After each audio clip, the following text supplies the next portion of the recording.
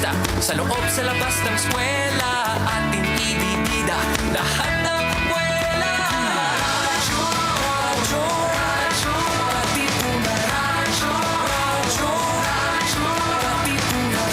Radyo, radyo, Katipunan. Radyo, Katipunan. Kawal ni Ignacio, Katipunero sugod, todo sa kayon, tulong at tulong. Lipat na Blue Eagle, kaning giting nagigil. Blue and white, one big fight. Radyo, radyo, radyo, Katipunan. Radyo, radyo, radyo, Katipunan. Radyo, radyo, Katipunan. Radyo, radyo, Katipunan. Radyo, radyo, radyo, Katipunan. The Jesuit Hour. Get to know the Jesuits. Just Call Music Ministry. Discover their spirituality, Music that uplifts the soul. their history. Follow Just Call their PH on ministries. Spotify. The And Jesuit Hour. Anything Jesuit, everything Jesuit. The Jesuit Hour.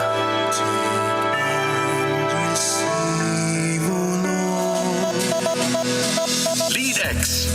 X is for the extracurricular life of the Ateneo College students. X is for the X factor that transforms them into leaders, into men and women for others. X is for Lead X. Lead X.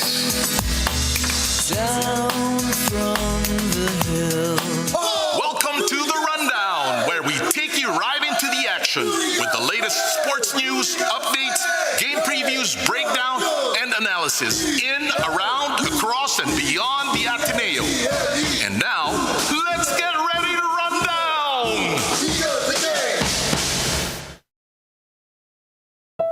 Meron? Ano nga ba ang meron? Paano nga bang mabuhay ng tapat sa meron?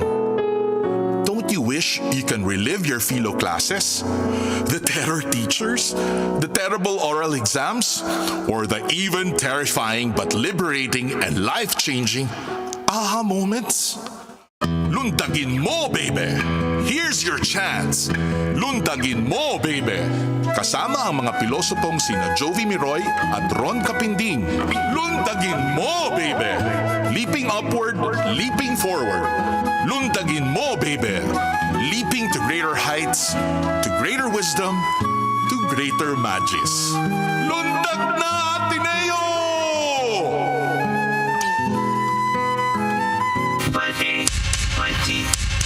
Basil Valdez, the Apo Hiking Society, Parokya ni Edgar, Bukas Palad, the Ateneo Glee Club, and many more. All homegrown talents at the Ateneo de Manila University. Get to know the current music environment at the Ateneo. Tune in to Himig Ateneo. Himig Ateneo. Listen to the Blue Eagles sing. Himig Ateneo. Radyo,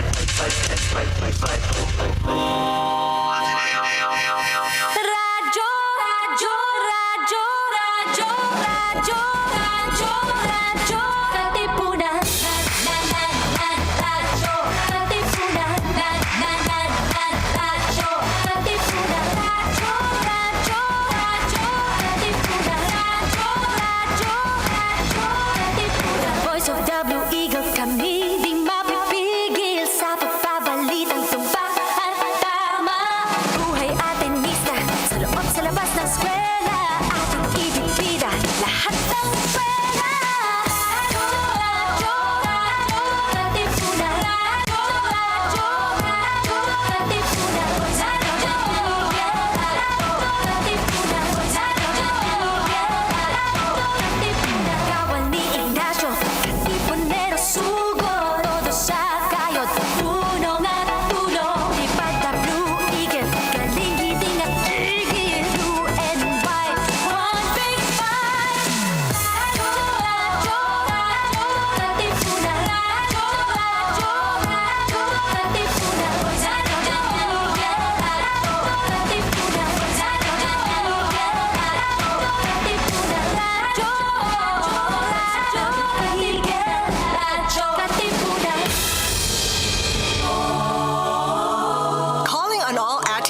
students, and alumni. Join the Ateneo community every first and third Sundays of the month as we celebrate the Holy Eucharist at the Church of the Jesu. Bring your family and enjoy the insightful homilies of our beloved Jesuit priests, as well as the heavenly singing of our homegrown choirs. Make your Sunday a truly solemn day with the Lord. Come to the Jesu Masses, 10:30 in the morning, first and third Sundays of the month.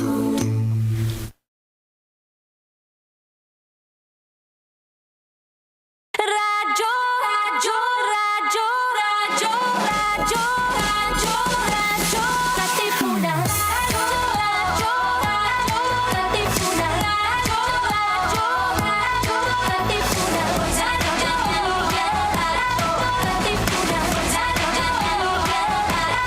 Katipunan. Radyo,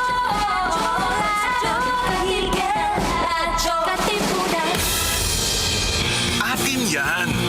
Catch the latest news about the latest happenings in and around the Ateneo. Atin Yan. Be in the know and get to know persons and personages in the Ateneo. Atin Yan. Atin Yan. Ateneo yan. Atin Yan. Fly high, Luigo fly. All right, good afternoon, everybody. It's 4 o'clock, or rather, it's 4 minutes past 2 o'clock in the afternoon. Napaka-advance ko naman magbigay ng time check. And welcome to another Monday today, the 15th day of July, 2019. Magandang hapon. And welcome to our weekly show where we tackle anything and everything that has to do with the Ateneo University. Ang ating panatuntunang pinamagatang Atin Yan! Welcome to the show. And once again, thank you for... Alam niyo, kailangan nyo lumapit. You're back. Lapit kayo ng konti. You're back. Dahil, I need to scary this myself. Ayan, okay. Magandang hapon. I know I've been away hapon. since Valentine's Kaya Day. nga magpakilala ka nga ulit. Tsaka last show ko na today, di ba? Walang last show. Okay. So magandang hapon ulit. Teka, hindi pa ata naka-on yung mic. Hindi pa I just nag-hello want to si make Chris. sure Hello. that all of our microphones are on. There you go. What's up? Hello, magandang hapon po. Ayan. So welcome back po muli para kay Doc Rica. Yung ano, yung... Wala tayo, alam mo, Clapping. merong nagtanggal ng ating applause.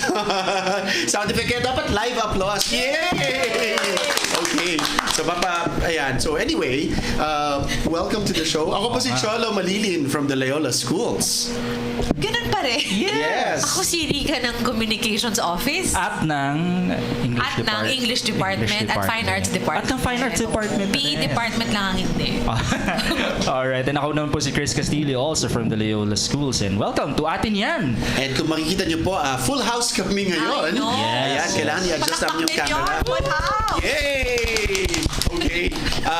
So hopefully you are tuned into us over on air as usual over 87.9 on your FM band. But you can also watch us. Yes, of course, there's Facebook Live. So that's Facebook/Radio Katipunan. But if you want to do audio streaming, no, para mas ma-feel nyo lang yung audio experience, we recommend two sites. That's justcom.ph and radionomy.com/Radio Katipunan. Okay, and if you are watching us over Facebook, please let us know that you are tuned in. You can message us, syempre, through the Facebook page. Ayan, no? Ang aga-aga ni Pau Persil bumate. Hi, Miss Pau. Hello. Hello, Pao. Thank you to the UCPRO staff for... Batiin natin si Jen. yes, Kasi birthday. happy birthday. Belated happy birthday, Jen Chua. Kaya ba siya wala ngayon? Wala ba siya? Wala siya sa room Thursday niya. nung nag-show ako, birthday pala niya the following day. So, belated Or- happy birthday. Or the day before, I think. Was it? Wednesday. Okay. Either Okay. Wednesday or... Tama. Okay, so... Happy birthday, Jen. Sino pa? Sino pa mga birthday celebrants? Si Miss Pau Angeles. Yes, oo, si Pau Angeles of the VP's office. VP's office. And Hindi ka pa. I know. Advance happy birthday. So, sa kailan ating ba, Madam Secret. Vico? OMC. July. So, magta-34 ka na. Ano, 54? 34. Aks. Yung waistline, no? Hindi po. Batang bata. Okay. Focus. Nakahiya, may guests tayo.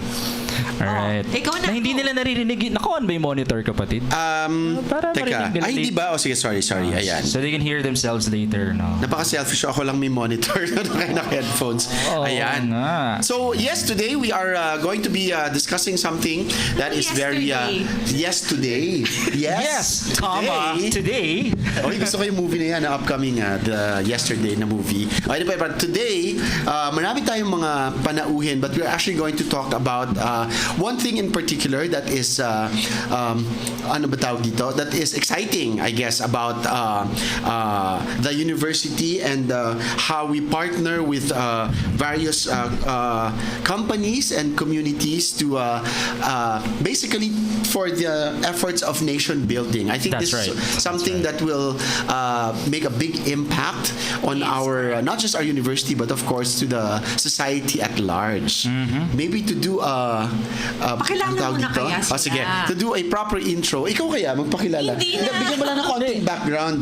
Parang Parang tong exam. sige.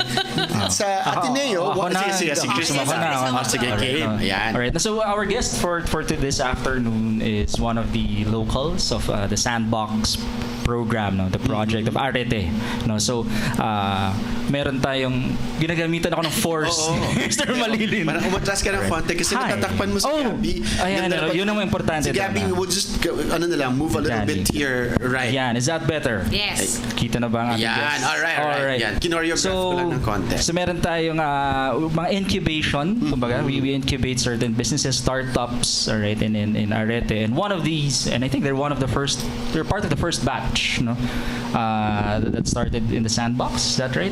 Pick up this mic para lang direct sa inyong okay. So we have with us this afternoon, right, Exora Technology. So palakpakan naman natin. Exora. It's exciting. I'd be very... It's exciting, exhilarating. Oo. Yan. So maybe We're we can. ecstatic. So there's all the mics are good for you to use. Introduce yourself. Kindly introduce yourselves. You're all alumni. Yeah, sorry. Are you all alumni of the Ateneo? All of you? will explain. Some are students pa. Okay. Yes. Sige. So, let's Ulan start natin off. sa pinakamatanda, I guess. Hello. Yes. So, I'm Serg Santos, 2017 Serg. graduate of Ateneo, BSECE, and one of the co-founders of the company. Yes. Yeah. Okay. Wow. And what do you do right now for Exora? I am the current CEO of the company. CEO. Yeah. Abati na mo nga naman. Batang-bata. We're in the company of greatness. Okay. All right. Yes. Serg. Hi, I'm Ina Guarino. I graduated Ina. from Economics Honors last May 2019. And I'm finishing my second major in Development Studies this December. So I joined Exora last June lang din. And I'm currently the Business Development Associate. So, there. Wow. Ina. Ayan. Okay. And? Thank you, Ina. Ayan, para naman may transition. Yes. Ayan. So ako po si Matt Tan naman po. I'm still finishing up, pero I finished na my first degree. I'm a double major also. So BS Management, minor International Business, and I have a double major in AB Economics. Ayan. So I'm currently the Chief Operating Officer and one of the co-founders of Exora Technologies. Nice. Thanks, So we have Matt. the CEO and the COO of this company. Wow.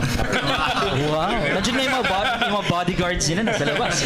Alright, and Thank you, Matt. last but not least, I'm Gabby Fresnido. I'm an incoming junior. hi Gabby. And Incoming junior. Yes. Oh wow. And I am an intern at Exora.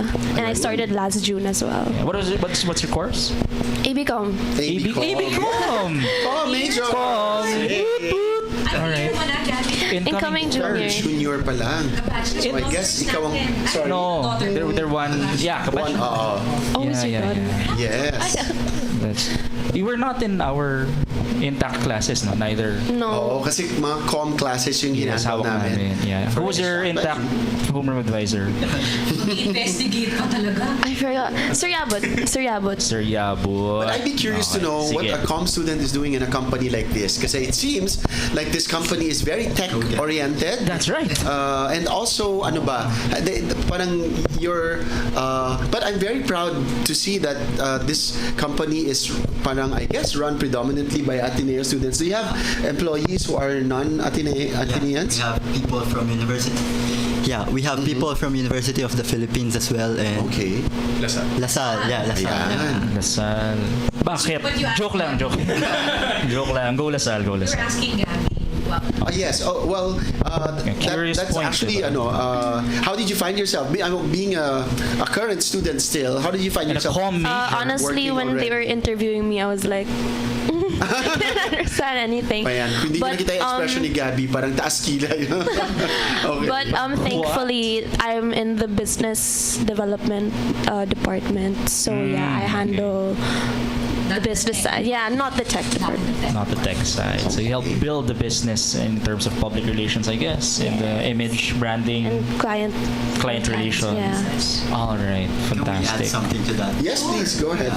Actually, in our company, not to be so flowery, but we value diversity. And before, we had one of our employees as a philo major in the tech side. So Nice. we see potential in students as well as what they can do for the company. I think very important. That's really the spirit of Arete. That's right. And the spirit of collaboration and transdisciplinary processes, diba? Yung it's not just being able to create technology away from, I guess, human experience. That's And right. always to create something that will eventually benefit real life, diba? And maybe that can be a good way to segue into explaining exactly what Exora is, what the service is. Kasi it's not just, it's not just parang an abstract idea of technology, but something that can really help communities. So it's really driven by that spirit of Arete. So maybe someone from the company can explain So, primarily what Exora is. I-address ko muna to siguro kay Serg. So, kakatanggap ko pala nung bill ko sa Meralco. Alright. I wanna know magkano yung bill. Yun nga. So parang, well, hindi ko pwede sabihin kung magkano. Nakaya naman. Pero parang feeling ko, tama ba to? Diba? Parang meron akong magtanong about the costs that are being charged to me. How can Exora help me make sense of these numbers and all of that? Actually, the main core of our business is largely for big businesses. So, what I mean by that, siguro I'll seg na rin what Exora means. Okay. So, right now, there's a deregulation in the energy market, meaning certain consumers can purchase directly electricity from a supplier instead of a distribution utility. In the case of in the Metro Manila, it's Meralco. So, pwede ka nang diretso sa Meralco ang supplier. distributor, right? Yes, Oo. yes. They own the distribution lines, Okay. and they bulk buy from the supplier and sell it to the consumers, all at a fixed rate. Yeah. Pero right now, there's a law saying that certain businesses, which are about 750 kilowatts, siguro in average terms about 2.5 million pesos per month consumption. Parang ganun yung sa akin. Parang grabe. Dami aircon sa bahay. Ang lakas. Yeah. So tayo may may mga babies. Okay. But They can buy directly from supplier. But the problem with the market, even though it's promoting synergy, it's still very supplier-centric. Kasi kahit na big businesses ka, hindi mo alam kung ano talaga in-offer nila sa'yo. And pricing is not linear. Hindi porket this supplier offers you a certain price, it's best for you. So we are like an automated consultant. We bring you the best and most optimal contract for you by considering factors such as pricing, mostly the type of energy, location, and the consumer behavior, which is very important. So we have an algorithm inside the platform that allows us to do all those things. Pero of course, our main goal is to impact all the way to the household. Right now, it's benchmarked in the larger market, but the plan of the government is to make everyone choose their own electricity. In fact po, in Japan, they started the regulation energy in all the market up to the household level just this 2017. Okay. And hopefully the Philippines can do it. That's why we're pushing with Exora so that we can show the government that the baseline or the benchmark level is possible and that they will scale it all the way to the household level. Okay. And in regard to their question, we're also doing some consumer education through our Facebook page. Yeah, just to bring it out there, bring the word out there, even though it does not translate directly to business, but very important for us is consumer awareness of society. That's right. So parang siyang, for the humanities major, parang siyang like what do you call this? Like an Expedia or a Trivago or a Parang it's a sorting system, di ba? Parang and then you... It's an e-commerce foray into the energy industry. E-commerce foray. I'm interested to know about spell foray. Spell foray. I'm interested to know about the partnership with Sose. Can someone talk a little bit about that? Ayun po. So, when the company grew, and then we deployed actually po, we started outside of Ateneo. Nasa Katipunan po kami, tapat ng Miriam. Doon kami nag-office before. And then when Ateneo heard about what we were doing, because we were joining a lot of pitching competitions, both locally and internationally. And of course, we were winning some of them and most of them. Of course. Ateneo pride. Ayun, so, with that po, we got an invitation from the Ateneo to try to host a research and development office in the campus, no, to, you know, because the Ateneo is proud also that we were all Ateneans, no, and this was something that was coming from an Ateneo education, I guess. You could derive it all the way there. And so, yun, we have a partnership now with Ateneo, with SOSE, with the School of Science and Engineering, and then we have also a partnership with the LS community mismo. And then we have another one with the Technology Management Office under Dr. John Fernandez. Who's now the new director. Shout out. Yeah. Shout out to Doc John. Ayun po, who's helping us grow the company, introduce us to more clients, and introduce us to a lot of great talent inside the campus to help the company really grow and help and achieve whatever purpose it is that it was set to achieve. Yeah. But when you mentioned partnerships with, what are the nature or what is the nature of the partnership with SOSE, for example, in LS? Yeah. So for LS po, actually started with SOSE.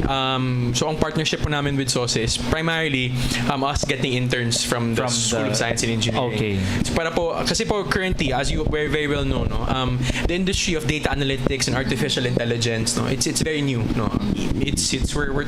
But it's becoming a very, very strong part of economies worldwide, no. The biggest companies in the US are now tech companies, no, and of course the Philippines wants to keep up with that also. So in the Philippines, wala pa po tayong masasabing very concrete companies that students are really learning from or taking roots in, no. And we are one of those companies that are pioneering the tech industry in the Philippines, no. And we're starting with a very problematic industry. We see it as a problematic industry, which is energy. So yun po, we get a lot of support not only from Ateneo also, but we also get it from DOST, from DTI, no, and from actually the department from QBO, no, under the JP Morgan.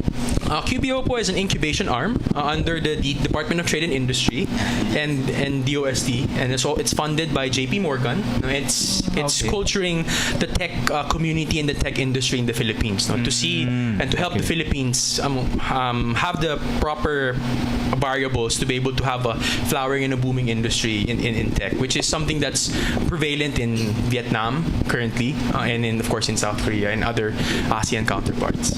Oh, nice. How nice to hear about good things about our country. You know that but there are kind of, never mind. Okay, I'm gonna stop there. Can I ask a personal question? Personal question ka.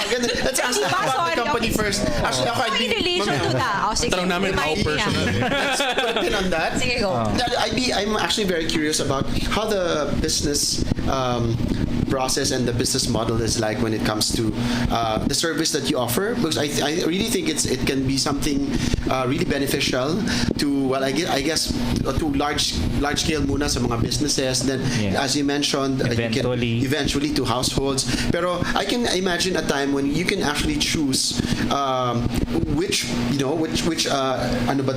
power company you derive your energy from. Kasi ngayon it's very, di ba, pag Manila ka, it's really Meralco distributor, ang go-to person mo, so lahat ng mga reklamo about brownouts and blackouts is really Meralco, even though they're not the ones supplying the actual power, di ba? Maybe you can also educate us who are the actual power suppliers when it comes to Greater Manila. Sino ba, marami ba to, or diba? Yung power gem ba to ng Infinity Gauntlet? Alam mo, in my mind, pag naubusan na ang Mampalaya ng fuel, wala na tayong ibang pagkukunan. Apparently there are more, diba? The Tesseract. Yes. Sige. So, sige. Baka you can just give us an overview of where do we actually get our power from? Actually, in the Philippines, there are about 33 retail electricity supplier right now in the market. 33? Yeah. Oh, okay. Sila yung supplier talaga. Yeah. Oo. There's Okay. like, I'm gonna mention a few, like San Miguel, Aboitiz, First Gen. First Gen is just a 100% renewable energy company. And there's a lot of other players too, such as Citycore, Core Energy, and yeah, the question again was. Sorry. So, given that there are so many suppliers naman pala providing us this energy, parang this is a very good idea to actually customize. That's my ano of it. Customize per customer. Like for this one particular company, sige, I choose to get it from this particular power supplier because they can, di ba? Oh, yun. That's one thing, di ba? It's renewable and they can actually the demands of my company's power consumption can actually be met by them. At saka economically the rates are lower. Parang I think is that how the service works? Yes po. In a nutshell. It's like an app, right? It's actually web-enabled po. Okay. Web-enabled. So it's I actually tried it. Pumunta ako I looked for your website and I saw that it was already a dashboard there where you can actually input what is your electrical consumption in a month. Yes. Diba? Oo. And then, what is the end goal? Kasi syempre, hindi naman ako company, hindi ko mapuno yung form. Pero at the end goal, do you give a recommendation of which particular supplier will best suit your needs? Yes po. So, what you're mentioning po actually, so a very short overview lang po. No? Exora actually has different products na po. So, we've gone to a point where we have multiple products. What you're mentioning po now is a particular product that we have, which is Exora Source. No? Okay. So, Exora Source, this is the platform that's used, no? Yun nga po, as you mentioned, to select your own power supply or to renew your retail supply contract if you already have one, or to move out of the captive market and participate in what we call the retail competition open access, where these clients can actually select their own power suppliers, no? And they can leverage their energy contract, so their consumption. So actually, sir, how we use our energy is very crucial to the amount of power that, the price that the power actually comes up to. You know? So based on certain energy metrics, if the listeners are familiar, no, there are things that we call such as load factors, no, which determines basically how much power you consume, the peak loads over the base load, basically. So let's say, for example, Ateneo will be using the power all the way until 5 p.m. So at night time, almost zero yung consumption natin. So if you are a power provider and you were producing energy, that would mean that at night, if I were to switch on a power plant and sell my power to Ateneo individually, walang bibili ng power sa gabi. And so I have to recuperate those costs to Ateneo. That's why Ateneo would end up buying more expensive power. So you would have to select which type of provider now you would be selecting, or what power is more fit to your particular consumption profile. So that's what the system optimizes. No? So we try to understand the client, no, and exactly how the client uses his power, when it uses his power, how much of it uses at any given time, and what type of power it actually wants. So may power quality din po, no? Very specific din yan. And so all of that is what tailor fits a retail supply contract. And what we do is we connect a client to all these different retail electricity suppliers. So if you're an SME, no, you're a smaller company, yung malalaking kumpanya kasi po, they have their own energy procurement arms. There are teams of like 30 people just buying energy for large conglomerates, no? And for smaller companies who can't do it, they can't afford it, wala silang choice kasi they can't really negotiate that much. Imagine talking to 30 different companies and then negotiating contracts back and forth. That's really hard to do, no?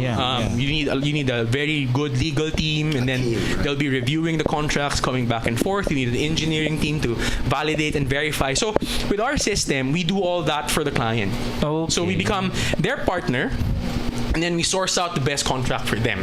But the choice still remains with them. So we just help them and make the process efficient, but the final say is still with the client. So we become like an outsourced procurement team. So that's why we call that particular product a specialized energy procurement platform, because it's really what it does. No? Yes. It helps the client procure energy to select the cheapest power that's available, and reduces the process and makes it very efficient. Reduces the process to about 3 weeks now. No, based from the last client that we've just recently closed, 3 weeks. No, in this process before we came into the picture, it took 6 months. Wow. So because it's contracts coming back and forth, That's right, reviewed, and then negotiate naman. No, so tagal. So now it happens almost in real time. Contracts are uploaded, they're resubmitted, they're negotiated, and then they're selected. And then you do all those for the company. For the company, no? For the client. For the client. And the great thing about us, if any Ateneans alumni are listening, we don't even charge a base fee, no? We charge only when we're successful. Because we're that confident with what we do, no? You will be successful. That we will be successful, and it removes the risk also for the client. Kasi they come in and then we help them. If we're successful, they save. They pay us a fraction of it, and if we're not successful, which is highly unlikely, almost impossible. Yeah. Spoken like a true CEO. And Atin Yan. That's what we feel the service that we're bringing to these companies. And of course, coming from an economics perspective, then it will have benefits also for the Filipino people, because power is a very big input in almost any manufacturing industry, and reducing that power, that cost, will allow companies to either increase profit margins, which will of course make them more competitive, invest in or expand their companies better, or they can sell their products for a lower price or become internationally competitive by exporting.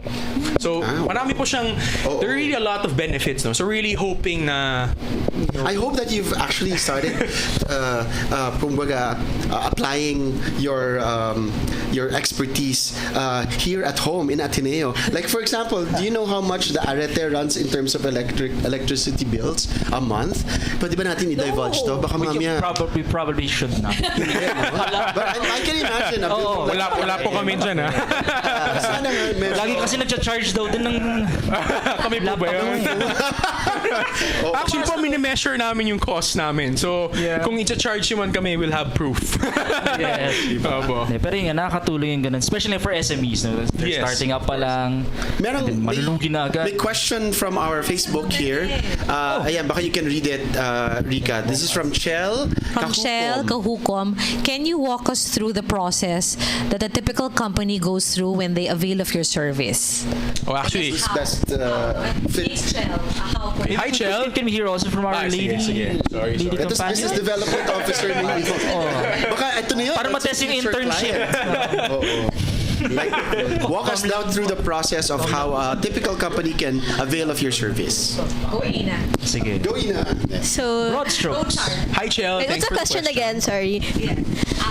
Walk us through the process that a typical company goes through when they avail of your service. Okay, so usually when a company avails for our service, usually set a meeting first to explain Exora and what our products are. Because usually, right now we're the one approaching companies since we want people to know about us. So we're able to explain these products, and we usually ask them to present their electricity bills so that we can understand their power consumption and how we could further optimize this. So after that, once we've consolidated all of the information, we get back to them, and then we set further meetings to discuss which of our products would best suit their energy portfolio. So we can either provide them with Exora Source, which Matt explained earlier, but then Exora Source is usually for companies who are above the 1,000 megawatt consumption. So they're really big companies. So 1 megawatt. So that's like 1,000 kilowatts, right? Okay. So after that, if they don't fall, if they don't satisfy the 1 megawatt, we usually offer them Exora Analytics. So this is a techie platform that I can't really explain, but this is where we usually optimize their energy. Like we're able to see how they consume their electricity, so we can then give recommendations on how to optimize their consumption so that they can lessen. So it's more of like energy efficiency, and we also have like those technical products that can actually help them reduce their electricity. And the last product would be Exora Solar. So this is where we can offer them our solar arm, because solar panels solar is also cheaper than the usual coal, especially since coal, if I'm not mistaken, coal has tax, right? And renewable energy doesn't have like tax yet. So it's really up to the client on what product they would like to avail of. So from there, we set, further meetings, like, because each product has a different process. So, And what the mate needs. So if they are looking for you, parang how will they find you now? It's actually easy lang po, no? Email us at ops@exora.ph. That is EXORA.ph. And you can visit our website also at www.exora.ph. Okay. And are you on Facebook? Yes, we're also on Facebook, Exora Technologies. Like our page. Yeah, para it's easy kasi mukhang people are interested now. So, pwede na ako sa personal question or break muna? Pwede na ba? Isang Pwede na ba? Pwede natin Teka, baka may tanong muna tayo for our com major. Okay, go. Sige. Sige na, para na. Question. Hindi personal question. Okay. Okay. Personal na lang. Com na com. Chika na lang tayo. Okay. Hindi, but well, as a com major, typically most of your friends probably are doing their internship in ABS or some advertising company. Why did you go for a I'm company like Exora? currently minoring in management as well. And I'm interested in the business industry, the marketing industry, and this seems like a really good step and in my skill building in terms of the marketing industry. And I guess you believe in the advocacy that I do, Exora yeah. that has. Yeah. No? She does. I do. I do. Okay, personal question. I'm ready. Sige, let's go, Doc Rica. Ang hirap na naman yung aking philosophical questions. I think I have 2 or 3 questions, no? Oh, diba? Yes. Parang hanggang maubos yung oras. Him. Kasi diba, parang nobody really finds a passion accidentally. I mean, one is born with an idea of what it is that you want to pursue, diba? And I'm interested for the CEO and the COO. Diba? You wake up one day and you say to yourself, I'm going to change the energy industry. So I'm interested to know what is the spark, literally the spark. Wait, tatlo yung tanong ko, diba? So parang, kasi, that's like a eureka moment, right? Na parang, it's like us who decide to become teachers. You ka. You decide to. So I'm interested in that. Kasi that I think the answer to that will kind of like have an impact on the longevity and sustainability of what it is that you're trying to do. My second question is disruption in general, and the idea of energy and power and so on and so forth, and even water, diba? Parang you're all very young. I'm sure none of you are in your 30s. Yeah. Correct? Right? Sadly, diba? So parang you're going to have to chart your life for a very long time, right? So whether it's through the mentorship of John or through how you're thinking about the future, because you are in touch with how the future, more than we are, about how it's going to change. How do you see the future of Exora? Are there other things that you, I guess, want to pursue? And then I guess the last question is, are you all Sinusulat niyo yung mga tanong. are you all in love? Is that the real power? Because that's the real power. No, I'm interested lang in figuring out. Muna kalimutan ko yung last question. The power of love. No. Parang, kasi it's a young company di ba? And parang, a large part of a successful company will really be making mistakes And I'm just interested in knowing about, parang how does that play out? Is it unanswerable? Parang, like, what is the ambiance of your company, di ba? Parang how does collaboration, what is the culture? Very good. Yes. Corporate culture. Yeah. Parang how does one, I guess, we are used to traditional corporations or companies, how they operate. And obviously, this is different because they're more or less the same age, more or less the same kind of, they're millennials, parang ibang-iba yung... Except our lawyers po. who keep you in line. Yes. Who keep you in line. Diba? Who keep your dreams police, diba? So those lang naman are the 3 questions. Okay, go for it, whoever. Here, I can answer the first. Sige. Bakit? Ito ba dapat po kami? Lahat kami answer all three. We can add something na just make it organic. Anyway, it started actually kasi we met 2012, we were classmates. And then yeah. Di ba cute? And then 2017 by accident, we met in a restaurant in Katipunan. I think it's Bobby Box. Wala na, sarado Yeah, na. sarado na, yeah. And then I just saw Matt and then he talked business to me like, oh, do you want to do it's a different kind of business. But it was like, wow, can you do this? Can you do that? Let's change the world. Kasi, Grabe naman, change the world. First meeting pa lang, change the world. Change the world agad. Lasing ba kayo nun? Hindi naman po. Hindi pa. Hindi po. a sober meeting. Okay. And Sober then- na usapan to, ha? Okay, and then, okay. yeah. And then, of course, it's a first meeting, so I was very abrupt and like, ni-scam ba ako ni Matt? And like, Open-minded ka ba? Pala yun eh. Anyway, I trust him naman kasi we're close friends before. Pero I joined Power Camp. It's one of a program of the first gen. It's talking about renewable energy, what's happening in the energy industry. It started 2016, but I was part of it from 2016 to 2018. I do mentorship then annually until 2018. And then after we got the idea that it's possible, kasi dun pa lang na-introduce yung law on the retail competition open access. And then some of my friends, presidents of SOSE orgs, we talked to each other and can we do this? Do you want to do this? And as president of the org, we're very ambitious, bold, and we think we can do everything. But yeah, that's the kind of motto Ateneo teaches that change the world. And and then I called Matt, and then we started the business together along with some co-founders, and that's how it started. And siguro you can answer the From your chubby box. chubby box. From the Bobby Box. And Chubby box. okay lang. Chubby box. Talagang ano yun. May chubby chicken doon. Masarap po yun. Masarap Bobby po Box. sa Bobby Box.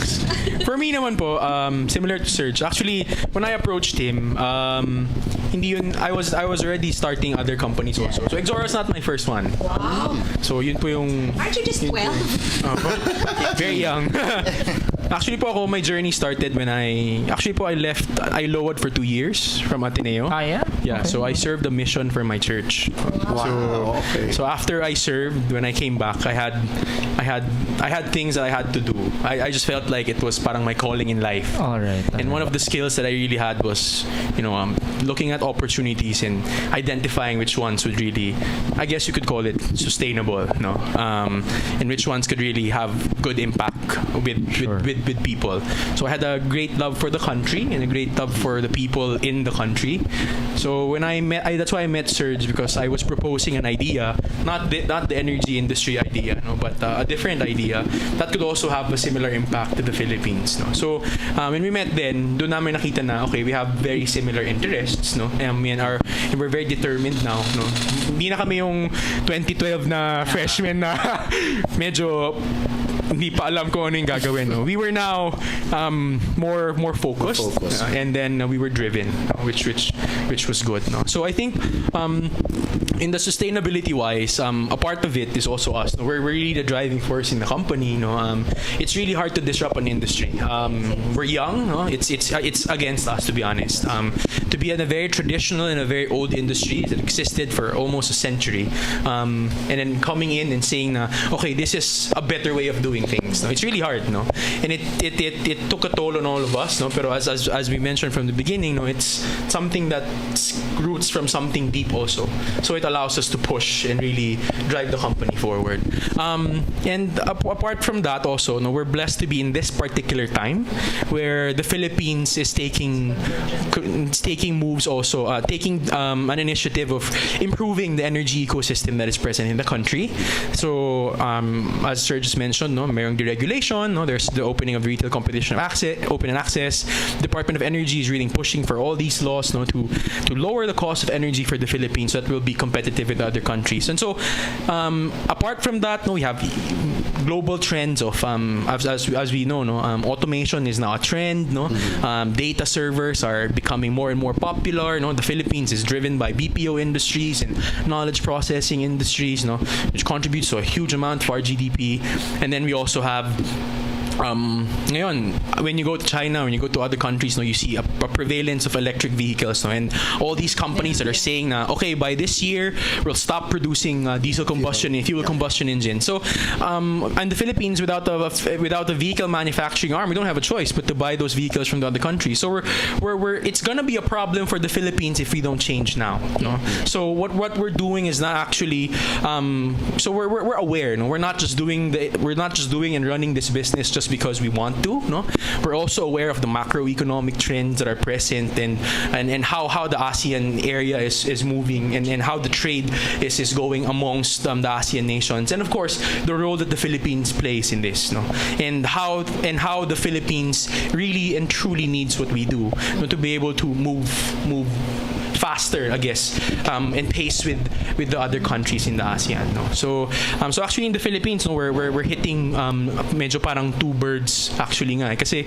we're pioneering the tech industry, but we're also improving a very vital and a very crucial industry in the country. So I guess yun yung one and two, and a little bit touching on three na. Yeah. Yes, maybe I can add on the third question. Corporate culture. I think yun nga, it's very hard if we're all the same age.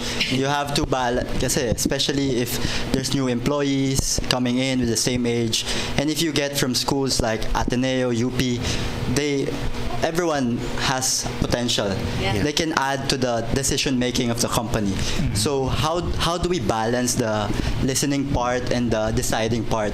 That's the crucial factor that we always consider in our company.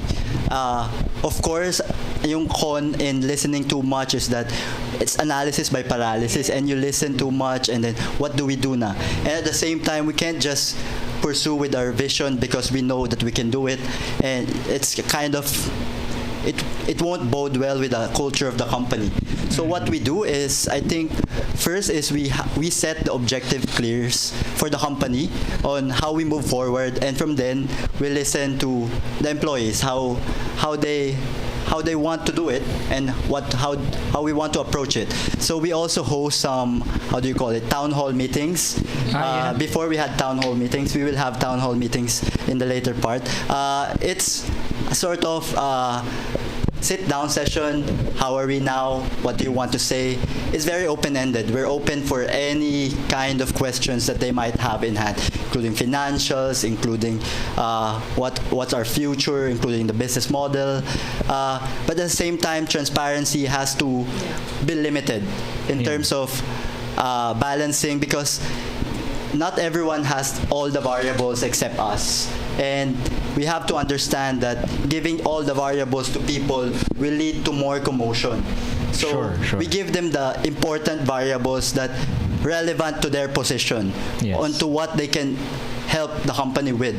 And again, siguro personally, we make sure that at times we are very formal with the company, while at the same time, in the atmosphere is we're also very we joke around, but it's work when work, it's play when play.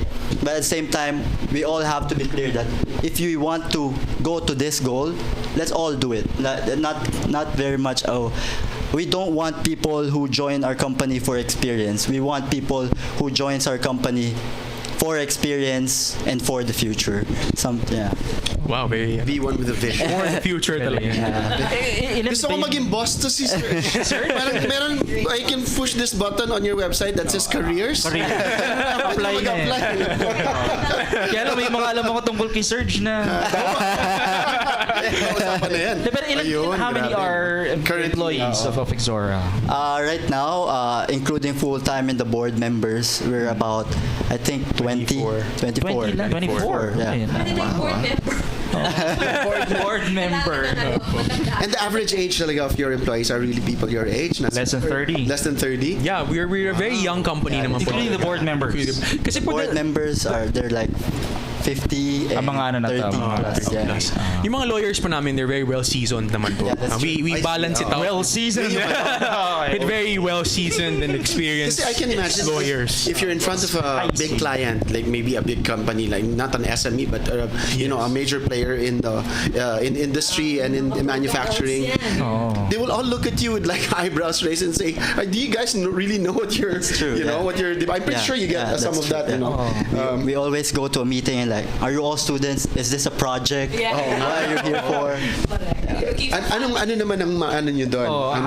How do you manage that? Yung ganung perceptions. Ano naman po, I think after we do the presentation, they realize na it's the real deal. It's always mabilis That naman you know your yung- stuff. Yeah, You know parang- your stuff. So after we kasi po it's normal naman, you're young tapos wala pa kaming, we don't have that much titles. I mean, we're in front of engineers who've been in the industry for 20 years, no. They've been doing this every single day, clock in, clock out. Yeah. Wala, talagang routinary na. And so when we walk in and we say, oh, there's a better way to save, parang nagawa na namin lahat. we do our jobs well, no? Siyempre, everyone. So, defensive din sila. So, pero Maybe I can add something. Yes. Like to add to that point, I think very important for the viewers and especially those who want to start a company. And generally, it's very much okay to ask for help and to lay out where you are right now. Of course, we deliver well presented, well content presentation, but at the same time, we're very open to listen to what the company say and to how we can collaborate together, not as a separate entity, but collaborate together in actually helping them. And in terms of experience on the company, the moment we opened our doors for partnerships in different industries, all the pieces of the puzzle came together. Okay. Everyone wants to help. There's a lot of Filipinos, businessmen who actually wants to do something. We just have to find them and go together. Yeah. Parang for the more seasoned in the room, no? Parang field of dreams. If you build it, Yes, they will come. they will come. Alam niyo ba yung movie na yun? No. hindi na po eh. Talaga. Sorry. Ako nga, nakalimutan ko na. Kasi nga, function na rin ng age yun, yung pagiging malimutin. Kailan yung release date nun? Sorry. Joke. Field of dreams. Mahuli na, mahuli. Oh, major, look it up. Kasi yun yun yung isang line dun, if you build it, they will come. And I think that's what's precisely what you did, and just like what Serg mentioned, ang dami naman palang pwedeng tumulong, no? Tumulong, I guess, in practical ways, but also in furthering the dream. And doing good for the Filipino people. I think last question ko was in love ba sila lahat? Mas in love? No, sige, lahat na yan. Lahat kayo, sumagot. Isa-isa. Ano ito? Matt muna. Quick search po. Oh, ikaw na. Gabby. Yes or no na yun? Are you in Who love? or what are you in love with? Are you in love? Yes or no? Are you in love? I'm in love with gaining new experience. Very good. Matt. Very politically correct. I know, right? Ako, Yes or no? wala. No time for love. Ang COO. At least honest, di ba? Ayun, wala pa. Wala pa. Me, I've always been in love with wait lang. Like I've always been in love with like the environment and like my advocacy like for the environment and renewable energy. So I'm really happy I'm here. So, ayun. Kaya inunahan niyo kasi ako eh. Hindi na Serg. mag-shout out. Ay, Hindi na mag-shout out. Can you have a shout out? Shout out to my family. Sinan ko sa kanila yung Facebook Live, so I don't know if they're watching. Shout out to Bradley then. I know he's watching. So, he's our SVP for customer relations. He can't be here now, but And si Serge? Relationship? No. But I'm in love. I'm in love with the journey. May follow-up question si Mr. Chel. kahukom. Ito actually, this is also my question, di ba? When do you envision this technology or this particular service that you have become available for ordinary electricity consumers? So I guess household. Meron bang ganon? How far away is that? Kasi parang 1 million pala yung bill ko. Dito 1.5. 1 million. Opo. But yeah, ano yung timeline natin dyan? So to answer the public, joke lang. We're really working very, very hard. As a matter of fact, we're in communication with the government also and the government bodies that are in charge. And are they supportive? Like yes, the Department they're of actually Energy? they're supportive. Actually, po in the Philippines, there's a current law. It's called GEOP, Green Energy Option Program. You can search it on the Department of Energy website. No, so we're really supporting that law of the Philippines or that regulation. So what GEOP means is actually it's similar to so GEOP is Green Energy Option Program. So ngayon po kasi 750 kilowatt peak, malaki po yun. As Serg mentioned, nasa 2.5 million. Yung GEOP, it goes down to 100 kilowatt peak. What's a regular household consumption? Mababa po yung mga... mababa talaga. Yung mga bigger households, kuwari, pero po ngayon... Mga household mo, Chris, nakaka 1 million naman. Pwede po kasi we can actually, we're developing technology also for aggregation. So in the future, kuwari, you're a subdivision, no? your homeowners association can now discuss amongst yourselves, okay, we want greener power. Pwede mag-solar energy tayo or paggawa tayo malaking windmill. Electric power plant or however it is that you want it designed. So that's what happens. But currently po, we have products naman po that are available to the household market. One of them is we have a solar arm. We also... What does that mean? You actually provide? Yeah, we are an EPC, so we have partners that are EPC, engineering, procurement, and construction. We design it, and for large projects, we can fully finance it also. So we have partners who have trusted us, to execute these projects and provide these benefits and of course cheaper power to our clients. Nice. So yun nga po, as Sir just mentioned, we have a lot of partners who are very well experienced in this industry and they're looking for ways to really correlate, find intersections between what they do and with the current innovations in the technology space that we have developed and provided for this industry. Ako medyo may personal question ako nga. Puro kayo personal question. Pero in the realm of parang non-work. Anong tingin how are your parents reacting to you doing these things at your age? At your age, none of us were doing things that like these, CEO na ako ng kumpanya. Diba? So anong interested lang ako, anong sinasabi ng parents niyo? Uwi ka na maaga! Pag sinabi mo, Ma, may meeting lang ako with ganyan meeting.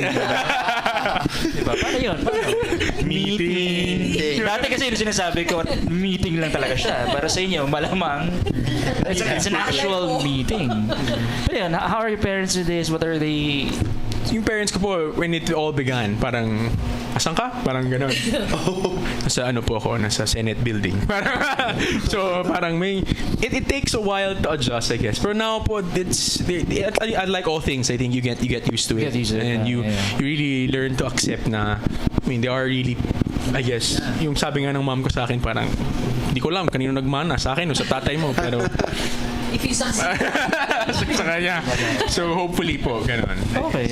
My dad actually also works in the environment industry. Like he's a climate finance specialist, consultant. So he actually really likes that I'm here and he sees that it's a really good place and opportunity for me to be in. Because he understands that, it's a really important service in the energy industry. So it would be nice to be like part of the pioneering team under, these two bosses. Wow. Yeah. So it's very exciting and they're excited for me actually. So di naman yung tipong, ano ba yan? Yung mga boss mo, kaedad mo lang halos.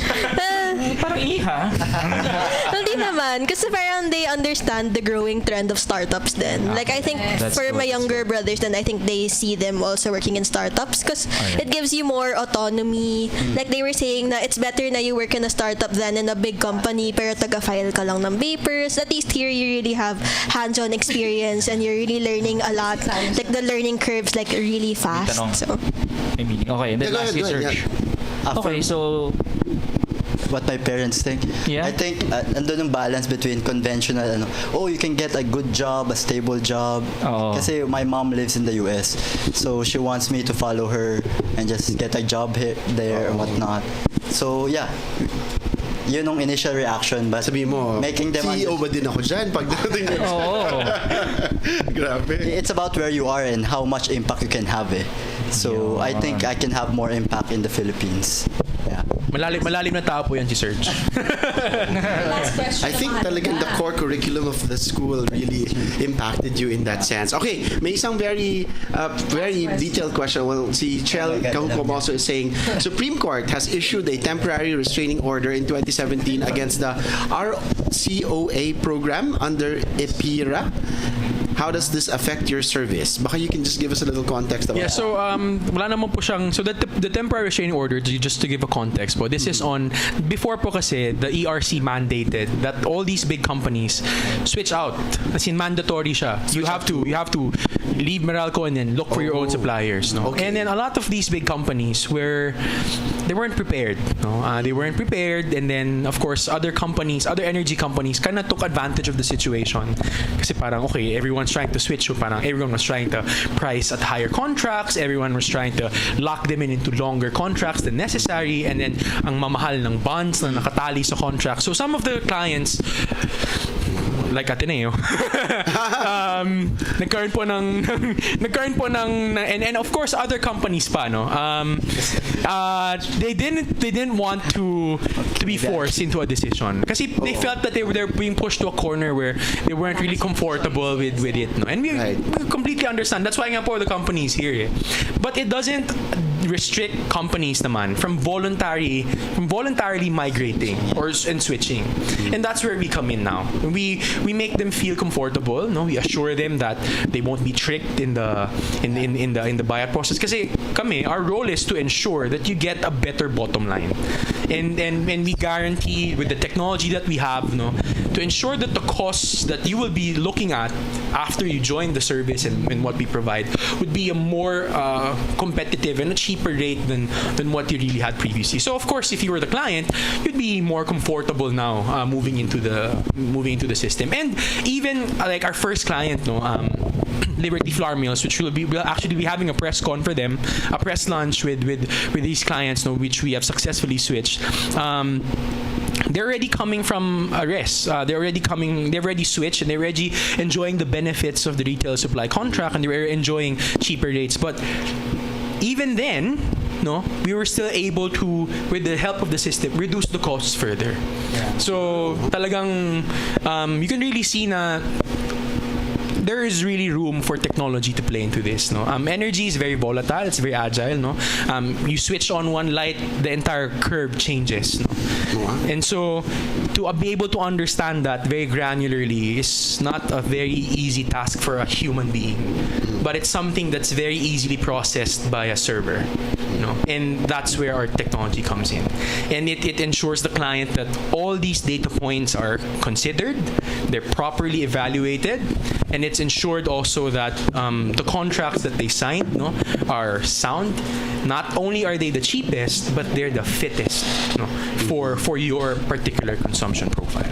So with that, no, actually po, we have a lot of clients in our pipeline now, no, that are becoming more and more interested with new technologies, no, and how they can further save on their electricity costs, no. So, yun.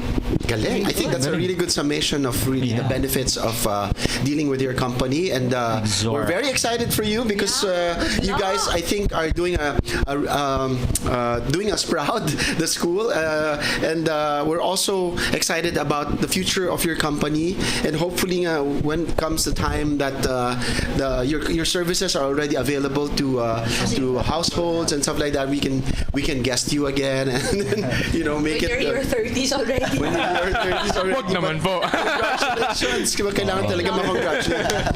there something that's happening with you guys this week? Would you like to invite our guests? Si Gabby. We have a press launch this upcoming Wednesday. How come? Okay. Wow. Yes. Okay. And Wednesday. What time is it? And where will it be? 9:30 a.m. Sorry. it starts at 9:30 and At it'll end 9:30. around 11. Where will this be? The Loft. As a Arete. loft. Okay. So it's the press launch of your company, and then I guess we can invite anybody from the press and media to attend. Okay, so if you if you want to know more about Exora, we can also find you online where?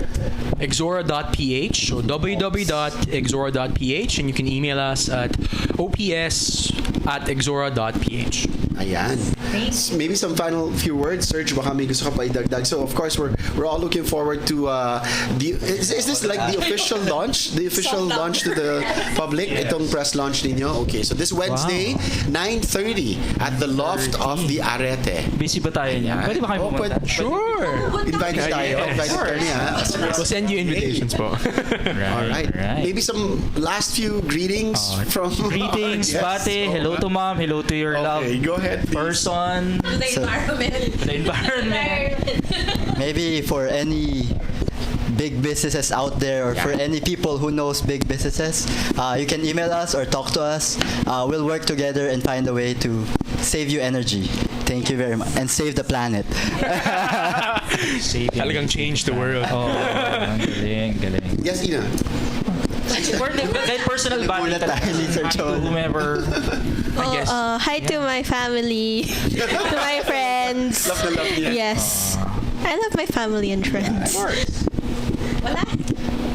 Ako, hi to Chel. Masigasig siyang nagtanong. Si Bradley. Nanonood. You know him? You haven't met Chel. Oh, so he's just a listener. Hi, Chel. Thanks Hi, for Chel. Hi, Chel. interacting with our guests. Tayo, do we have campus events? Do we have campus events to... Ngayon, sige, si Gabby muna. Check natin yung... Nag-shoutout na siya to. Shout out to my prof. Yeah. Oh, Study wala ka bang class? Oo nga. Who is? You have a long test. Ready na daw po siya. Yes. In what class yan, yung long test? IBM. What does ITM stand for? Intertropical. Information Technology Management. Yeah. So, High-tech courses. actually, Microsoft applications primarily, di ba? Nagpapasikat ang lolo. Nice. In-depth Excel. Pero, So, but do we have campus events? Because we were sent a document. We're checking, we normally share what's happening on campus. checking the event. But congratulations to Jesuit Music Ministry for the successful Yes, we're ginintuan. concert. 50 years of Jesuit music. We are as old. We are as old Do you as know Jescom. I am as old as Jescom as this building. Oh, wow. Diba? Yeah. Ayan. June to pumasok sa akin. Tapos na ang June eh. Yeah, so Wala naman tayong campus events. The next Okay. big Medyo tahimik po muna tayo ngayon. is really the press launch of Exora. So do join them at the Loft in Arete this coming Wednesday. That's July 17. Yes. Tama ba? July 17, 9:30 in the morning. So thank you to our guests. Thank you so much. Maraming salamat for joining us. Good job. And Atin Yan goes on air again next week. Every Monday po tayo from 2 to 3 p.m. Thank you so much for joining us and for tuning in always to Radyo Katipunan 87.9. 7.9. Atin yan. Atin iyan. Ateneo yan. Atin yan. Radyo Katipunan. News, insights, inspiration. Radyo Katipunan. Down from the hill and down to the world. Radyo Katipunan.